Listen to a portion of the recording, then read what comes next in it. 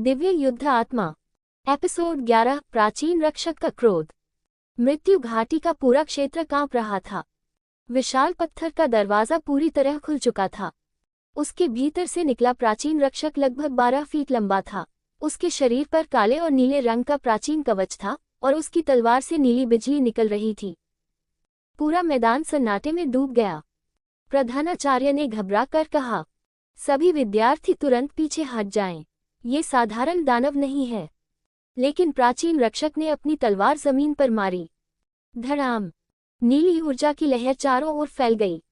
अकादमी के चारों ओर एक विशाल ऊर्जा कवच बन गया। अब कोई बाहर नहीं जा सकता था। विवान डरते हुए बोला, हम फंस गए।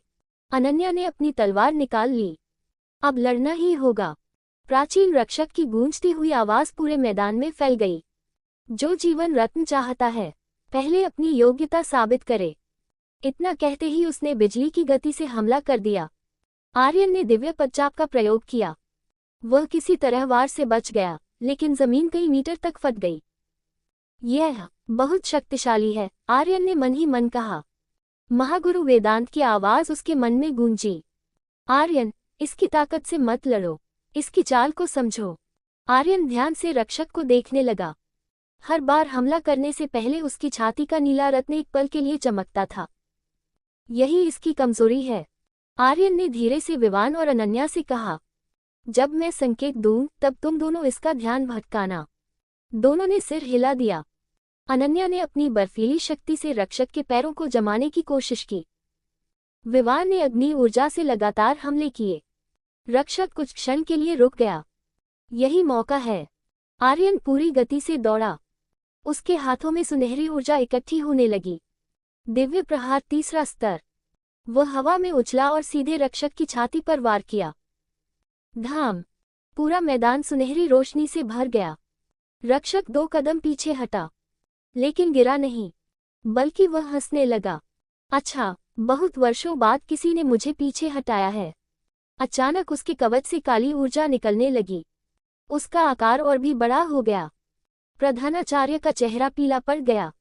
यह अपनी असली शक्ति में आ गया। महागुरु वेदांत की आवाज फिर गूंजी।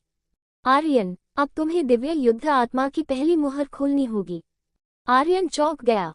पहली मुहर! उसके सीने का सुनहरा चिन्ह तेजी से चमकने लगा। लेकिन उसी क्षण उसके शरीर में असहनीय दर्द फैल गया। वह घुटनों के बल गिर पड़ा। दूर अंधकार लोक में रहस्यमयी व्यक्ति मुस्कुराया। हाँ, यही मैं देखना चाहता था। क्या वह पहली मुहर खोल पाएगा, या यही समाप्त हो जाएगा? आर्यन ने दांत भींच लिए। उसकी आंखों में सुनहरी रोशनी चमकने लगी, और उसके पीछे पहली बार एक विशाल, धुंधली दिव्य योद्धा की आकृति दिखाई देने लगी। क्रमशः एपिसोड 11 समाप्त। उसने प्राचीन रक्षक को हरा दिया। प्रधानाचार्य स्वयं उसके पास आए। उन्होंने कहा, आज से तुम आकाश युद्ध अकादमी के विशेष शिष्य हो। विक्रम दूर खड़ा ये सब देख रहा था। उसकी आंखों में ईर्ष्या साफ दिखाई दे रही थी। एक दिन मैं इसे हराकर रहूंगा। लेकिन उसी समय अंधकार लोक में सिंहासन पर बैठा रहस्यमयी व्यक्ति अपनी लाल आंखें खोलकर मुस्कुराया। उसने धीरे से कहा, पहली मुहर खुल गई। अब समय आ गया है कि मैं स्वयं उससे मिलूं। उसके पीछे अंधकार सेना के हजारों योद्धा एक साथ घुटनों के बल बैठ गए। आने वाला युद्ध पूरे महाद्वीप की किस्मत बदलने वाला था। एपिसोड 12 समाप्त। दिव्य युद्ध आत्मा। एपिसोड 13 नया विशेष शिष्य। मृत्यु घाटी की परीक्षा समाप्त हो चुकी थी। आकाश युद्ध अकादमी के विशाल प्रांगण में सभी विद्यार्थी इकट्ठा थे। हर कोई केवल एक ही नाम की चर्चा कर रहा था, आर्यन। यही वह लड़का है जिसने प्राचीन रक्षक को हराया। प्रधानाचार्य मंच पर आए और पूरे मैदान में शांति छा गई। उन्होंने ऊंची आवाज में कहा, आज हमारी अकादमी के इतिहास में एक नया अध्याय जुड़ा है। हजारों वर्षों बाद किसी विद्यार्थी ने प्राचीन रक्षक को पराजित किया है। सभी की नजरें आर्यन पर टिक गईं। प्रधानाचार्य ने आगे कहा, आज से आर्यन को आकाश युद्ध अकादमी का विशेष शिष्य घोषित किया जाता है। पूरा मैदान तालियों की गड़गड़ाहट से गूंज उठा। लेकिन भीड़ में खड़ा विक्रम गुस्से से अपनी मुट्ठियां भींच चुका था। एक गांव का लड़का और विशेष शिष्य, ये सम्मान मेरा होना चाहिए था। उसके पास खड़ा एक रहस्यमयी युवक मुस्कुराया। यदि तुम चाहो तो मैं उसे हराने में तुम्हारी मदद कर सकता हूं। विक्रम ने उसकी ओर देखा। तुम कौन हो? युवक ने जवाब दिया, अभी मुझे अपना मित्र समझो। इतना कहकर वह भीड़ में गायब हो गया। उधर प्रधानाचार्य आर्यन, विवान और अनन्या को अकादमी के सबसे ऊंचे भवन में ले गए। वहां केवल चुनिंदा विद्यार्थियों को आने की अनुमति थी। कमरे के बीचों बीच एक विशाल सुनहरा गोला हवा में तैर रहा था। प्रधानाचार्य बोले, ये ज्ञान गोला है। इसमें हजारों वर्षों का युद्ध ज्ञान सुरक्षित है। उन्होंने आर्यन की ओर देखा। केवल विशेष शिष्य ही इससे प्रशिक्षण प्राप्त कर सकते हैं। आर्यन ने जैसे ही गोले को छुआ, उसके सामने अनेक दृश्य दिखाई देने लगे। विशाल युद्ध, दिव्य योद्धा, आकाश में उड़ते प्राचीन ड्रैगन, और एक सुनहरे कवच वाला योद्धा जिसका चेहरा दिखाई नहीं दे रहा था। उस योद्धा ने कहा, यदि तुम दिव्य युद्ध आत्मा के उत्तराधिकारी हो तो एक दिन तुम मुझसे अवश्य मिलोगे। अचानक दृश्य समाप्त हो गया। आर्यन की आंखें खुलीं। वह कौन था? प्रधानाचार्य ने सिर हिलाया, हमें नहीं पता। ये रहस्य शायद केवल दिव्य युद्ध आत्मा ही जानती है। उसी रात आर्यन अपने कमरे में बैठा जीवन रत्न को देख रहा था। अचानक रत्न चमकने लगा। कमरे में सुनहरी रोशनी फैल गई। महागुरु वेदांत प्रकट हुए। आर्यन, जीवन रत्न केवल शक्ति नहीं देता, ये तुम्हें छिपे हुए स्थानों का मार्ग भी दिखा सकता है। उन्होंने अपने हाथ से हवा में एक नक्शा बनाया। उस नक्शे पर एक जलता हुआ पर्वत दिखाई दिया। ये है अग्नि पर्वत। वहां तुम्हारी अगली परीक्षा तुम्हारा इंतजार कर रही है, और वहीं तुम्हें तुम्हारे पहले दिव्य हथियार का संकेत मिलेगा। आर्यन की आंखों में उत्साह चमक उठा। अगले दिन अकादमी में नई प्रतियोगिता की घोषणा हुई। प्रधानाचार्य बोले, जो विद्यार्थी अग्नि पर्वत से अग्नि क्रिस्टल लेकर लौटेगा उसे अकादमी का सर्वोच्च पुरस्कार मिलेगा। सैकड़ों विद्यार्थियों ने अपना नाम लिखवाया। आर्यन, विवान, अनन्या और विक्रम भी उस अभियान में शामिल हो गए। लेकिन किसी को पता नहीं था कि अंधकार संघ का वही रहस्यमय युवक भी विद्यार्थी का भेष बदलकर इस अभियान में शामिल हो चुका था। उसने अपने चेहरे पर हल्की मुस्कान लाते हुए कहा, आर्यन, अग्नि पर्वत ही तुम्हारी कब्र बनेगा। दूर खड़ा आर्यन अनजान था कि उसके खिलाफ एक नई साजिश शुरू हो चुकी है। उसने अपनी तलवार की मूठ कसकर पकड़ी और अग्नि पर्वत की ओर पहला कदम बढ़ाया। एपिसोड 14 अग्नि पर्वत की परीक्षा समाप्त। सुबह की पहली किरण के साथ आकाश युद्ध अकादमी के मुख्य द्वार पर सैकड़ों विद्यार्थी इकट्ठा हो चुके थे। आज वह दिन था जिसका सभी को इंतजार था। अग्नि पर्वत अभियान। प्रधानाचार्य ने सभी को देखते हुए कहा, यह केवल एक परीक्षा नहीं है, ये तुम्हारे साहस, बुद्धि और आत्मा शक्ति की परीक्षा है।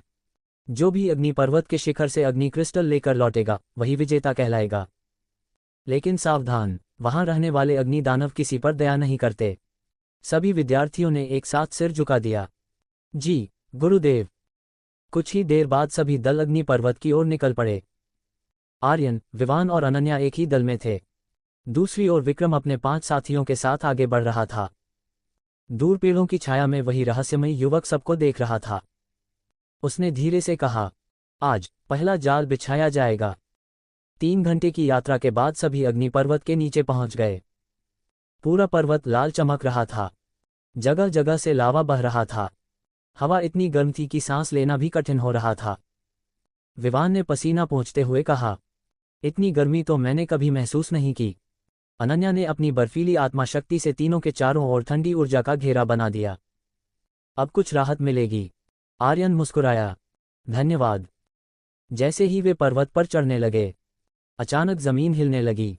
लावे के बीच से 3 विशाल अग्नि भेड़िए बाहर निकले। उनकी आंखें जलते हुए कोयले जैसी लाल थीं। विवान घबरा गया, ये तो तीसरे स्तर के अग्नि दानव हैं। पहला भेड़िया सीधा आर्यन पर झपटा। आर्यन ने तुरंत दिव्य पदचाप का प्रयोग किया।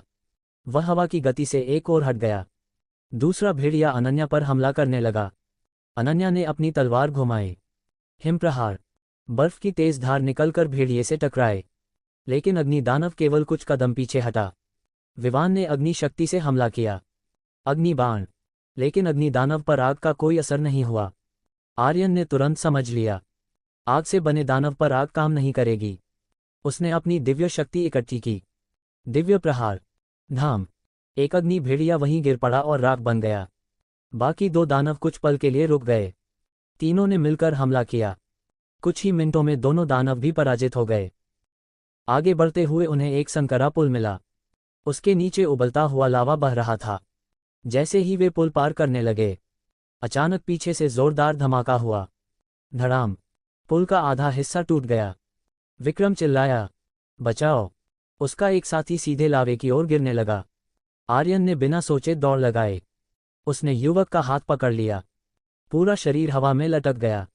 विवान और अनन्या ने मिलकर दोनों को ऊपर खींच लिया। विक्रम कुछ पल तक चुप रहा, फिर बोला, मैं तुम्हारा धन्यवाद करता हूँ। आर्यन मुस्कुराया, युद्ध में दुश्मनी बाद में, पहले जान बचाना जरूरी है। विक्रम पहली बार आर्यन के प्रति सम्मान महसूस करने लगा। सभी अंततः पर्वत के शिखर पर पहुंच गए। वहां बीचों बीच एक सुनहरा मंदिर था। मंदिर के अंदर लाल रंग का चमकता हुआ अग्नि क्रिस्टल रखा था। लेकिन जैसे ही आर्यन आगे बढ़ा, पूरे मंदिर में तेज गर्जना गूंज उठी। एक विशाल अग्नि ड्रैगन पत्थर की मूर्ति से जीवित हो गया।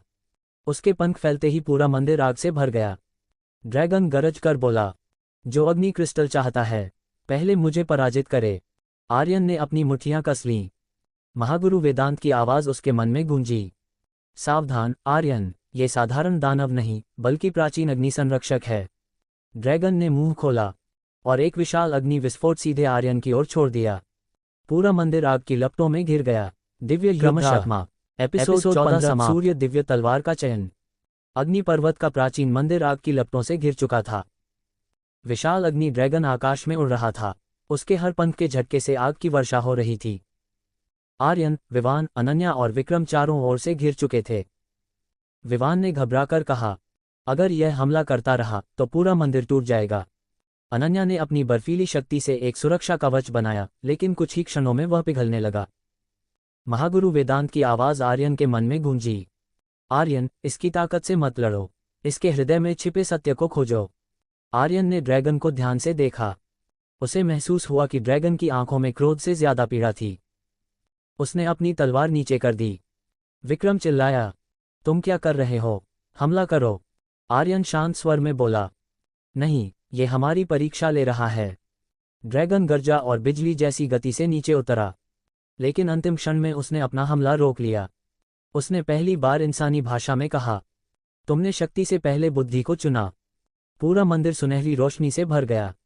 ड्रैगन का विशाल शरीर धीरे धीरे प्रकाश में बदलने लगा। कुछ ही क्षणों बाद वहां एक वृद्ध योद्धा खड़ा था। उसने मुस्कुराकर कहा, मैं इस मंदिर का अंतिम संरक्षक हूं। सदियों से मैं उस योद्धा की प्रतीक्षा कर रहा था जो लालच नहीं बल्कि धैर्य और विवेक दिखाए। वह आर्यन को मंदिर के सबसे भीतर ले गया। वहां पत्थर का एक विशाल चबूतरा था। उसके ऊपर एक सुनहरी तलवार रखी थी। तलवार के चारों ओर अग्नि का चक्र घूम रहा था। संरक्षक बोला, यह है सूर्य दिव्य तलवार। ये किसी को दी नहीं जाती, ये स्वयं अपने स्वामी का चयन करती है।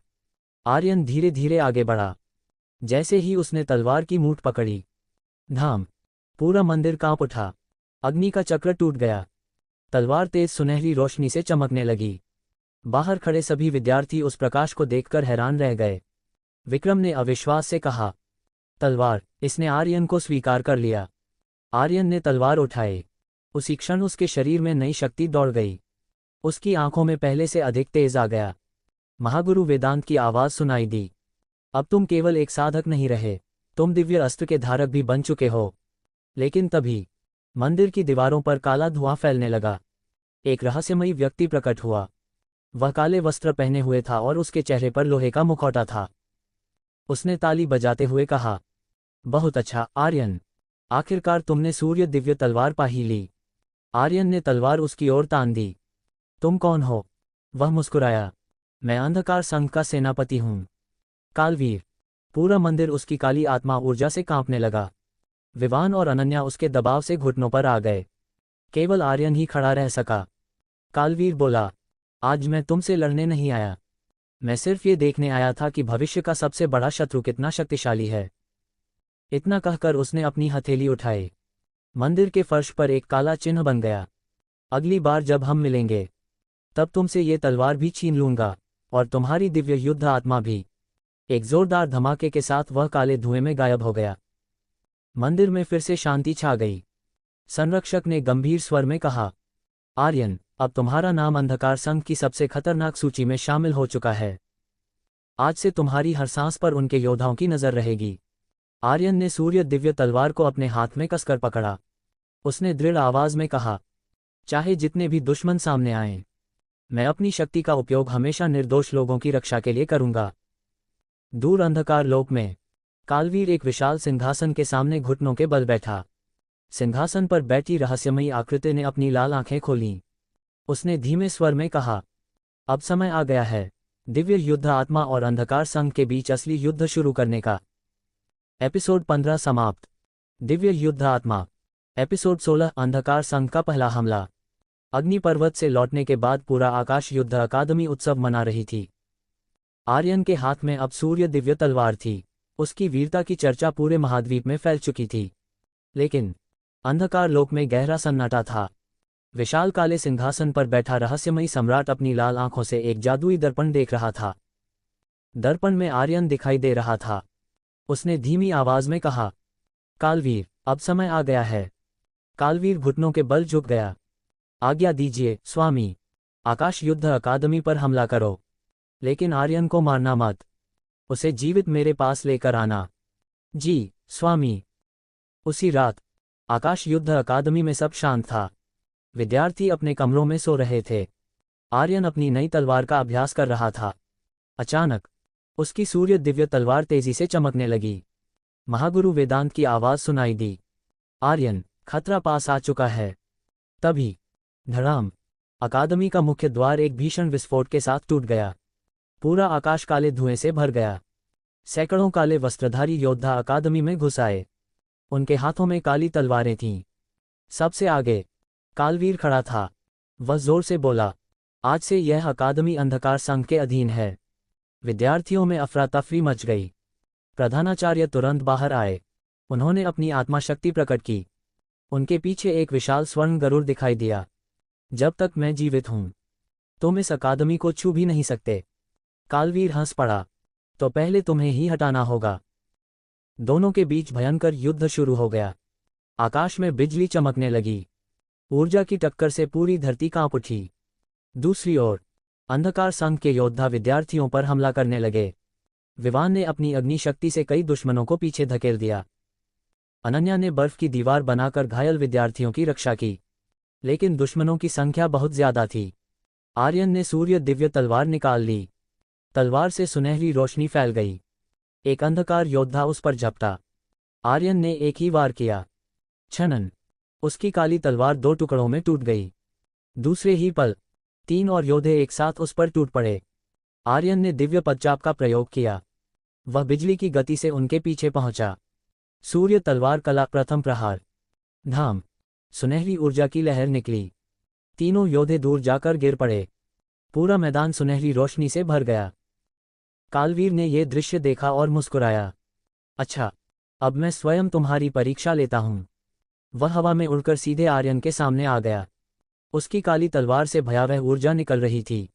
आर्यन, दिव्य युद्ध आत्मा का उत्तराधिकारी, मुझे निराश मत करना। उसने बिजली जैसी गति से हमला किया। धड़ाम, आर्यन ने सूर्य दिव्य तलवार से वार रोक लिया। दोनों तलवारों की टक्कर से इतनी तेज ऊर्जा निकली कि आसपास की इमारतें हिल गईं। आर्यन ने पूरी ताकत लगाई, लेकिन कालवीर उससे कहीं अधिक शक्तिशाली था। एक जोरदार वार से उसने आर्यन को कई मीटर दूर फेंक दिया। विवान चिल्लाया, आर्यन। महागुरु वेदांत की आवाज फिर गूंजी, अभी उससे सीधी लड़ाई मत करो। उसकी शक्ति तुम्हारी वर्तमान सीमा से ऊपर है। लेकिन आर्यन अपने दोस्तों और अकादमी को खतरे में नहीं छोड़ सकता था। वह धीरे धीरे उठा। उसने सूर्य दिव्य तलवार दोनों हाथों से पकड़ ली। उसकी आंखों में सुनहरी ज्वाला जलने लगी। कालवीर मुस्कुराया, हाँ, यही शक्ति मैं देखना चाहता था। अचानक आर्यन के पीछे फिर वही विशाल दिव्य योद्धा की आत्मा प्रकट होने लगी। पूरे आकाश में सुनहरी बिजली चमक उठी। प्रधानाचार्य ने आश्चर्य से कहा, क्या वह पहली मुहर की पूरी शक्ति जगाने वाला है? कालवीर के चेहरे की मुस्कान भी पहली बार गायब हो गई। यह इतनी जल्दी? युद्ध का असली रूप अब शुरू होने वाला था। एपिसोड 16 समाप्त। दिव्य युद्ध आत्मा। एपिसोड 17 रहस्यमयी राजकुमारी का रहस्य। आकाश युद्ध अकादमी का युद्ध क्षेत्र पूरी तरह तबाह हो चुका था। चारों ओर धुआं, टूटी हुई इमारतें और घायल विद्यार्थी दिखाई दे रहे थे। आकाश में कालवीर और आर्यन आमने सामने खड़े थे। दोनों की तलवारों से निकलती ऊर्जा पूरे वातावरण को हिला रही थी। कालवीर मुस्कुराया, आर्यन, तुम सच में दिव्य युद्ध आत्मा के उत्तराधिकारी हो। लेकिन अभी तुम मुझे हराने के लिए बहुत कमजोर हो। इतना कहकर उसने अपनी काली तलवार से एक विशाल ऊर्जा प्रहार किया। धाम। आर्यन ने सूर्य दिव्य तलवार से उसे रोकने की कोशिश की, लेकिन वह कई मीटर पीछे जा गिरा। उसके हाथ से तलवार लगभग छूट गई। विवान और अनन्या उसकी ओर दौड़े। आर्यन। तभी अचानक पूरे युद्ध क्षेत्र में नीली रोशनी फैल गई। आकाश से हजारों नीले कमल के फूल बरसने लगे। सभी लोग हैरानी से ऊपर देखने लगे। बादलों के बीच से एक विशाल सफेद पक्षी नीचे उतरा। उसकी पीठ पर नीले वस्त्र पहने एक सुंदर युवती खड़ी थी। उसके लंबे चांदी जैसे बाल हवा में लहरा रहे थे और उसकी आंखें समुद्र की तरह नीली थीं। जैसे ही वह जमीन पर उतरी, चारों ओर फैली अंधकार ऊर्जा कमजोर पड़ने लगी। कालवीर का चेहरा गंभीर हो गया। ये यहाँ कैसे आ गई? युवती ने शांत स्वर में कहा, मैं उत्तर हिम साम्राज्य की राजकुमारी आर्या हूँ, और मैं दिव्य युद्ध आत्मा के उत्तराधिकारी की रक्षा करने आई हूँ। सभी विद्यार्थी चौंक गए। राजकुमारी? आर्यन ने आश्चर्य से पूछा, आप मुझे कैसे जानती हैं? राजकुमारी आर्या उसकी ओर बढ़ी। उसने अपनी हथेली आर्यन के माथे पर रखी। अचानक आर्यन के सामने कुछ पुराने दृश्य उभरने लगे। एक विशाल महल, एक भयंकर युद्ध, एक सुनहरे कवच वाला योद्धा, और एक महिला जो छोटे से बच्चे को अपनी गोद में लेकर भाग रही थी। महिला रोते हुए बोली, आर्यन, चाहे कुछ भी हो जाए, तुम्हें जीवित रहना होगा। अगले ही पल एक काली ऊर्जा ने पूरे महल को घेर लिया। दृश्य समाप्त हो गया। आर्यन की आंखों से आंसू निकल आए। वह मेरी माँ थी। राजकुमारी ने धीरे से सिर हिलाया। हाँ, तुम्हारे माता पिता साधारण लोग नहीं थे। तुम्हारे पिता दिव्य युद्ध आत्मा के पिछले उत्तराधिकारी थे। उन्होंने पूरे महाद्वीप को अंधकार सम्राट से बचाने के लिए अपना जीवन बलिदान कर दिया। आर्यन स्तब्ध रह गया। तो उनकी मृत्यु एक दुर्घटना नहीं थी? राजकुमारी बोली, नहीं, उनकी हत्या अंधकार संघ ने की थी। कालवीर गुस्से से गरजा, बस इतना जानना ही तुम्हारे लिए काफी है। उसने अपनी काली शक्ति इकट्ठी की और राजकुमारी पर हमला कर दिया। राजकुमारी ने अपना दिव्य राजदंड उठाया। एक नीला प्रकाश कवच बन गया। दोनों शक्तियां टकराईं। धाम। पूरा आकाश चमक उठा। महागुरु वेदांत की आवाज आर्यन के मन में गूंजी। आर्यन, अब तुम सच्चाई जान चुके हो, लेकिन बदले की आग में मत जलना। तुम्हारा लक्ष्य न्याय होना चाहिए, केवल प्रतिशोध नहीं। आर्यन ने अपनी मुट्ठी कस ली। उसने सूर्य दिव्य तलवार उठाई। उसकी आंखों में अब डर नहीं था, केवल दृढ़ संकल्प था। वह कालवीर की ओर देखते हुए बोला, मैं अपने माता पिता की विरासत की रक्षा करूंगा, और एक दिन अंधकार संघ का अंत करूंगा। कालवीर हल्का सा हंसा, मैं उस दिन का इंतजार करूंगा। उसने काला धुएं का गोला फेंका। पूरा युद्ध क्षेत्र धुएं से भर गया। जब धुआं छटा, कालवीर और उसके सभी योद्धा गायब हो चुके थे। अकादमी बच गई थी, लेकिन अब आर्यन का जीवन पूरी तरह बदल चुका था। उसे अपनी असली पहचान मिल चुकी थी, और साथ ही एक ऐसा लक्ष्य भी जो पूरे महाद्वीप की किस्मत बदलने वाला था। दूर अंधकार लोक में काले सिंहासन पर बैठा रहस्यमयी सम्राट धीरे धीरे मुस्कुराया। उसने अपनी लाल आंखें खोलीं और कहा, आर्यन, अब तुम मेरे खेल में प्रवेश कर चुके हो। अगली बार मैं स्वयं तुम्हारे सामने आऊंगा। एपिसोड 17 समाप्त। दिव्य युद्ध आत्मा। एपिसोड 18 रक्तचंद्र की रात। कालवीर के जाने के बाद आकाश युद्ध अकादमी में शांति लौट आई, लेकिन किसी के मन से भय नहीं गया। प्रधानाचार्य ने सभी विद्यार्थियों को सभा भवन में बुलाया। उनका चेहरा पहले से अधिक गंभीर था। उन्होंने कहा, आज जो हुआ वह केवल शुरुआत थी। अंधकार संघ अब खुलकर हमारे सामने आ चुका है। आज रात कोई भी विद्यार्थी अपने कमरे से बाहर नहीं निकलेगा। आर्यन ने पूछा, गुरुदेव, क्या वे फिर हमला करेंगे? प्रधानाचार्य ने आकाश की ओर देखा। बादलों के पीछे धीरे धीरे लाल रंग का चंद्रमा दिखाई देने लगा। उन्होंने धीमी आवाज में कहा, आज रक्तचंद्र की रात है। इस रात अंधकार संघ की शक्ति कई गुना बढ़ जाती है। सभी विद्यार्थी घबरा गए। रात गहरी हो चुकी थी। पूरा चंद्रमा रक्त की तरह लाल चमक रहा था। अचानक अकादमी के चारों ओर लगे सुरक्षा स्तंभ एक एक करके बुझने लगे। धड़ाम। मुख्य द्वार अपने आप खुल गया। ठंडी काली हवा पूरे परिसर में फैल गई। महागुरु वेदांत की आवाज आर्यन के मन में गूंजी, आर्यन, दुश्मन आ चुका है। उसी समय आकाश में एक विशाल काला भंवर दिखाई दिया। उस भंवर से सैकड़ों अंधकार योद्धा नीचे उतरने लगे। उनके पीछे कालवीर खड़ा था, लेकिन इस बार उसके साथ एक और व्यक्ति था। उसने काले कवच के ऊपर लाल चोगा पहन रखा था। उसके चेहरे पर चांदी का मुखौटा था। कालवीर ने मुस्कुराते हुए कहा, आर्यन, इस बार मैं अकेला नहीं आया हूं। मिलो अंधकार संघ के दूसरे सेनापति रक्तेश से। रक्तेश ने अपनी तलवार निकाली। उसकी तलवार से लाल बिजली निकल रही थी। वह बोला, सुना है तुमने प्राचीन रक्षक को हराया था। देखते हैं मेरी तलवार कितनी देर तक सह पाते हो। युद्ध शुरू हो गया। विवान ने अपनी अग्निशक्ति से कई अंधकार योद्धाओं को रोक लिया। अनन्या ने घायल विद्यार्थियों की रक्षा के लिए बर्फ की विशाल दीवार खड़ी कर दी। आर्यन सीधे रक्तेश की ओर बढ़ा। दोनों की तलवारें टकराईं। छनन, एक भयंकर ऊर्जा विस्फोट हुआ। रक्तेश हंस पड़ा। अच्छा है, लेकिन अभी तुम बहुत कमजोर हो। उसने इतनी तेज गति से हमला किया कि आर्यन पहली बार उसकी चाल समझ नहीं पाया। धाम, आर्यन कई मीटर दूर जा गिरा। विवान दौड़कर उसकी मदद करने लगा। तभी रक्तेश ने पीछे से हमला कर दिया। उसकी तलवार सीधे विवान के सीने पर लगी। विवान जमीन पर गिर पड़ा। उसके कपड़ों पर खून फैलने लगा। विवान, आर्यन की चीख पूरे युद्ध क्षेत्र में गूंज उठी। अनन्या की आंखों में आंसू आ गए। नहीं। आर्यन अपने मित्र के पास घुटनों के बल बैठ गया। विवान ने कांपते हुए कहा, आर्यन, मेरी चिंता मत करो। तुम इस युद्ध को जीतना। उसकी आवाज़ धीमी पड़ने लगी। आर्यन की मुट्ठियां कांपने लगीं। उसकी आंखों में आंसू थे, लेकिन अगले ही पल वे आंसू सुनहरी ज्वाला में बदल गए। उसके सीने पर बनी पहली मुहर तेजी से चमकने लगी। महागुरु वेदांत की आवाज़ गूंजी, अपने क्रोध को नियंत्रित करो आर्यन। यदि क्रोध ने तुम्हें नियंत्रित कर लिया तो दिव्य युद्ध आत्मा अंधकार में बदल सकती है। आर्यन ने गहरी सांस ली।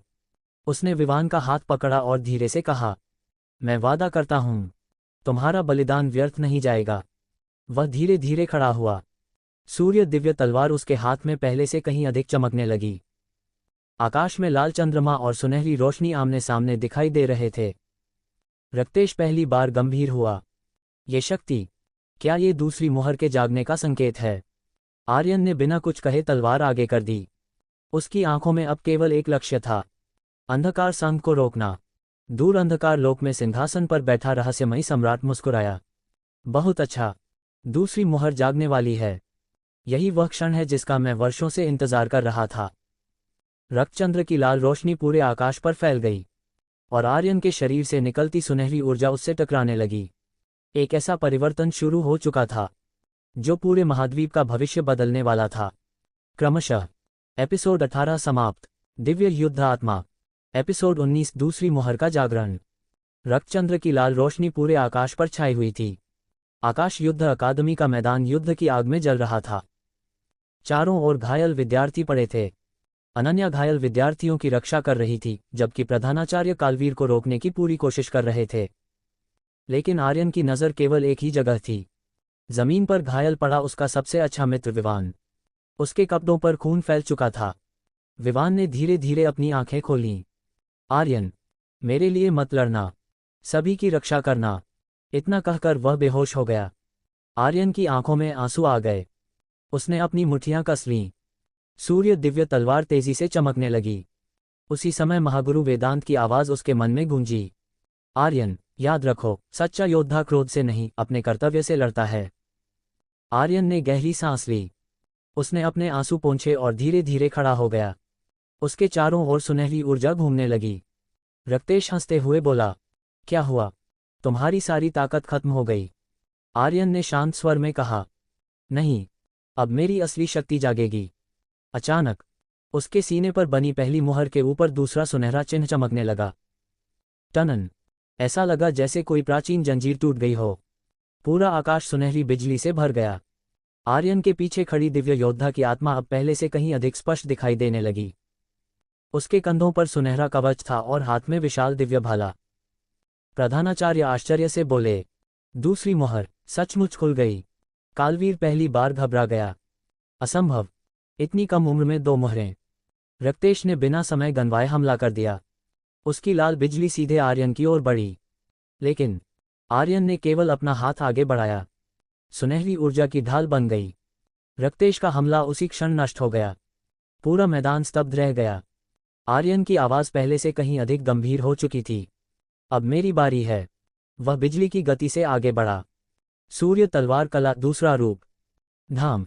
एक सुनहरी तलवार की विशाल ऊर्जा लहर निकली। रक्तेश ने अपनी पूरी शक्ति से उसे रोकने की कोशिश की, लेकिन उसका कवच टूट गया। वह कई मीटर दूर जाकर गिरा। उसके मुखौटे में दरार पड़ गई। वह हैरानी से बोला, ये शक्ति। कालवीर तुरंत उसके सामने आ गया। पीछे हटो। दोनों सेनापतियों ने मिलकर एक विशाल काली ऊर्जा का गोला बनाया।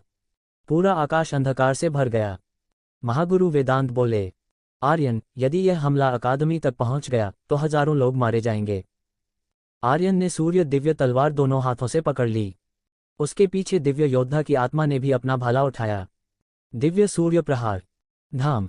सुनहरी और काली शक्तियां आपस में टकराईं। पूरा आकाश सफेद रोशनी से भर गया। कुछ क्षणों तक किसी को कुछ दिखाई नहीं दिया। जब धुआं छटा, रक्तेश जमीन पर घायल पड़ा था। कालवीर भी पहली बार घुटनों के बल बैठा हुआ था। उसने आर्यन को देखा और मुस्कुराया। बहुत अच्छा, अब मुझे विश्वास हो गया कि भविष्यवाणी सच थी। उसने रक्तेश का हाथ पकड़ा। चलो, अभी हमारा समय नहीं आया। दोनों काले धुएं में गायब हो गए।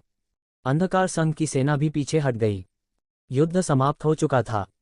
अकादमी बच गई थी। सभी विद्यार्थी खुशी से चिल्लाने लगे, आर्यन की जय, हम जीत गए। लेकिन उसी समय आकाश में एक विशाल काला दरार दिखाई दी। उस दरार से एक भारी आवाज गूंजी, आर्यन, तुमने मेरे 2 सेनापतियों को हरा दिया। अब अगली बार मैं स्वयं आऊंगा। उस आवाज से पूरा महाद्वीप कांप उठा। महागुरु वेदांत का चेहरा गंभीर हो गया। उन्होंने धीरे से कहा, अंधकार सम्राट जाग चुका है और असली युद्ध अब शुरू होगा। आर्यन ने अपनी सूर्य दिव्य तलवार आसमान की ओर उठाई। उसकी आंखों में डर नहीं था, सिर्फ एक संकल्प था, मैं इस संसार को अंधकार से मुक्त करूंगा। आत्मा। एपिसोड 19 अंधकार सम्राट का संदेश। रक्तचंद्र की रात समाप्त हो चुकी थी। आकाश युद्ध अकादमी में हर ओर युद्ध के निशान दिखाई दे रहे थे। टूटी हुई इमारतें, जली हुई जमीन और घायल योद्धा इस बात का प्रमाण थे कि यह केवल एक साधारण हमला नहीं था। प्रधानाचार्य ने सभी विद्यार्थियों को सभा भवन में बुलाया। उनके चेहरे पर गर्व भी था और चिंता भी। उन्होंने कहा, आज तुम सबने साहस का परिचय दिया, लेकिन याद रखो, हमने केवल एक युद्ध जीता है, पूरी लड़ाई नहीं। सभी विद्यार्थी शांत होकर उनकी बातें सुनने लगे। विवान भी उपचार के बाद धीरे धीरे ठीक हो रहा था। वह मुस्कुराते हुए आर्यन के पास आया, तुमने हमें बचा लिया मित्र।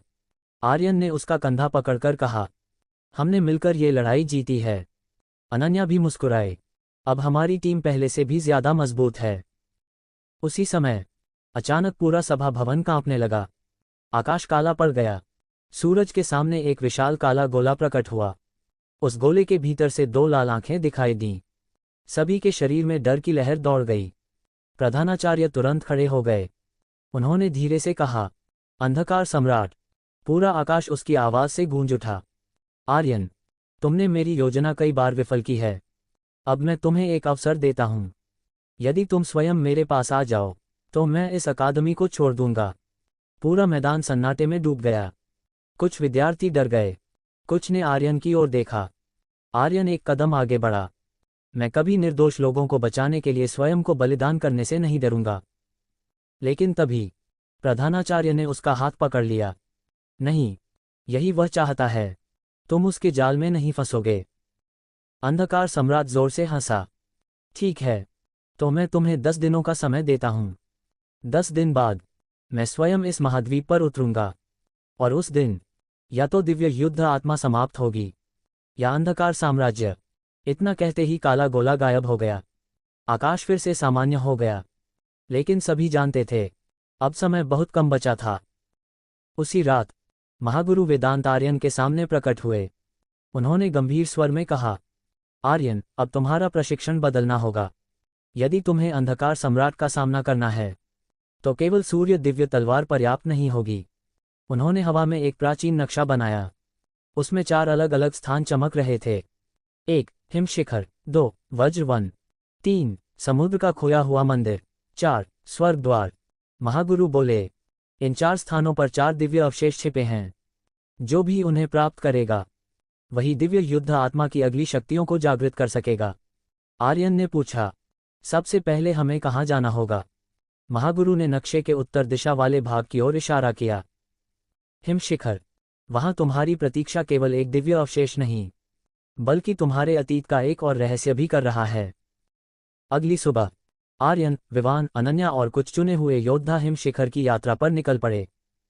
अकादमी के सभी विद्यार्थी उन्हें विदा करने आए। प्रधानाचार्य ने कहा, याद रखना, ये यात्रा तुम्हें पहले से कहीं अधिक शक्तिशाली बनाएगी।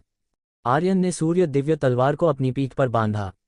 उसने आखिरी बार अकादमी की ओर देखा, फिर मुस्कुरा कर बोला, मैं लौटूंगा, और उस दिन अंधकार सम्राट को हराने की तैयारी पूरी हो चुकी होगी। चारों साथी बर्फ से ढके पहाड़ों की ओर बढ़ गए, लेकिन उन्हें पता नहीं था कि हिम शिखर की बर्फ के नीचे हजारों वर्षों से एक प्राचीन दानव सो रहा था। और जैसे ही आर्यन ने उस भूमि में कदम रखा, उस दानव की बंद आंखें धीरे धीरे खुलने लगीं। दूर अंधकार लोक में अंधकार सम्राट अपने सिंहासन से उठ खड़ा हुआ। उसने मुस्कुराते हुए कहा, आओ आर्यन, तुम्हारी अगली परीक्षा तुम्हारी अब तक की सबसे कठिन परीक्षा होगी। क्रमशः एपिसोड 20 समाप्त।